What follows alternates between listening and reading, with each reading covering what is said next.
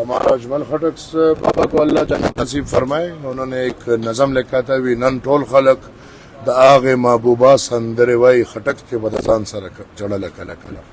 تو آج الحمدللہ سب آگے وہ لوگ بھی آگے جس کو یہ جنت اور دوزخ کا کام لگتا تھا اور جن کو یہ اسلام اور سب کو معافی مانگنی چاہیے جنہوں نے اس گنونے کام کو تاریخ میں مذہب کا نام دیا ہے یا مذہب کا کپڑا پہنایا ہے, مذہب کا جامع پہنایا ہے, اس کو جہاد بولا ہے. وہ جس شکل میں بھی ہو ان کو اللہ سے معافی مانگنی چاہیے. انہوں نے اسلام کے ساتھ مذاق کیا ہے اور ہم یہی کہتے تھے کہ صرف مسلمان نہیں بلکہ ایک انسان کو بھی آپ بے گناہ نہیں مار سکتے, یہ اسلام ہے.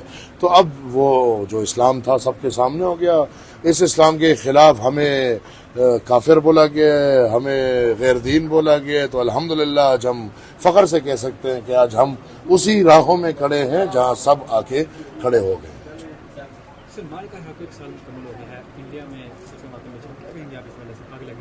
انڈیا میں کیوں صفحہ ماتم بچھا ہوا ہے؟ اس سوال کو دوسری طرح پوچھو بھائی. بی گریٹ, دل بڑا کرو.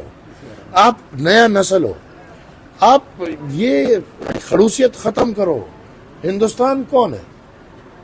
100 سال پہلے کیا تھا؟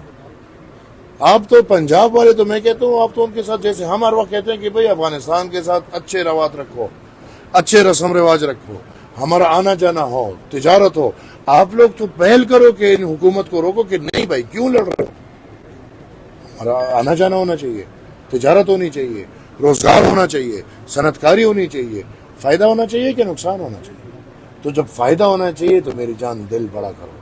یہ سوال آپ اس طرح پوچھو کہ پاکستان بہت خوش ہے, تو اللہ پاکستان کو یہ خوشی نصیب دے اور اللہ کرے کہ پاکستان کو یہ جنگ کی جنونیت کا جوش ختم ہو جائے اور پاکستان اپنے ہمسایہ ممالک کے ساتھ ایک بہترین رشتہ اپنا لے. تو انشاءاللہ آپ میری بات یاد رکھے گا, اس میں ہم سب کا بہت سر. کل ایک قلم چھوڑ ہڑتال ہوئی آپ کے صوبے میں نے آپ کو نارمل ہے سر؟ کدھر ہے قلم چھوڑ گیا؟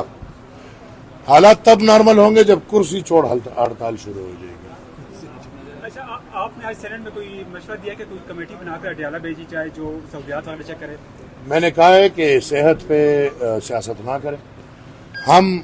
میں نے خود اپنے وہ گھرانے سے ہوں جو 100 سال سے اس خدمت میں ہوں اور ان 100 سال میں 10,000 واقعات بتا سکتا ہوں کہ میرے آباء و اجداد کے ساتھ کیا ہوا ہے. میں اس گھرانے سے ہوں جس کے ایک وقت میں 3 جنریشنز قید تھے. باچا خان جیل میں, ولی خان بابا جیل میں, میرے والد جیل میں, ایک وقت میں دادا, باپ اور بیٹا, یہ 3 جیل میں. تو میں نے ان کو کہا کہ وہ سب کچھ ہوتا رہے گا لیکن وہ کام نہ کریں جو کل مسلم لیگ کے ساتھ ہو رہے تھے اور آپ کو دکھ مل رہا تھا کہ یار یہ ریاست ہمارے ساتھ یہ کیوں کر رہی ہے. تو میں نے کہا کم سے کم وہ کام نہ کریں, صحت پہ سیاست نہ کریں. جس کی بھی بات ہو صحت کی فیسلٹی دی جائے.